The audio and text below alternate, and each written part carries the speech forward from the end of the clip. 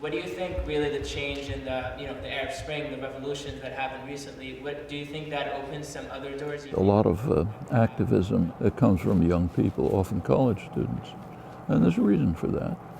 I mean, a college student is at the time of life when they're probably the most free in their entire life.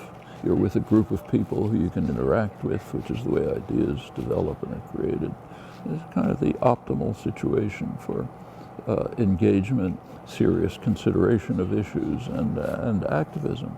Young people want something significant in their lives.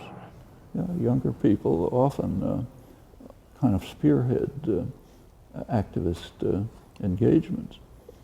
So I think there's a lot that we can do. The human species is in a historically unique situation.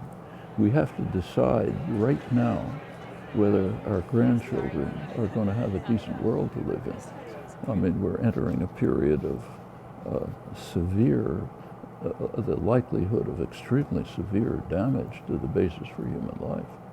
If the Arctic ice melts, a lot of the world's underwater. We're facing that right now.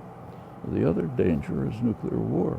The most striking fact about the whole election, in my opinion, is that the major issues that we face are barely being mentioned.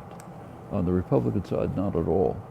On the Democratic side, a couple of phrases here and there.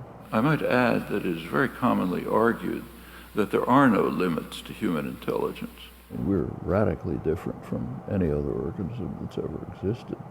And it's primarily because of the sudden emergence of this capacity that you and I are now using.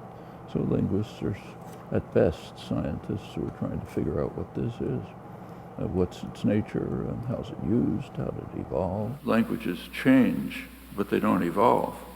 And what evolved is something different, namely the capacity for language. The problem of what's going on when you produce a sentence is way beyond our capacity to understand. And there's something almost miraculous about it. The language capacity that has evolved is a generative system that yields an infinite array of structured expressions that constitute thoughts. I think we know a lot about its nature and its structural properties. We know a fair amount about general principles that hold for all languages. The problems of how language is used is, I think, a total mystery.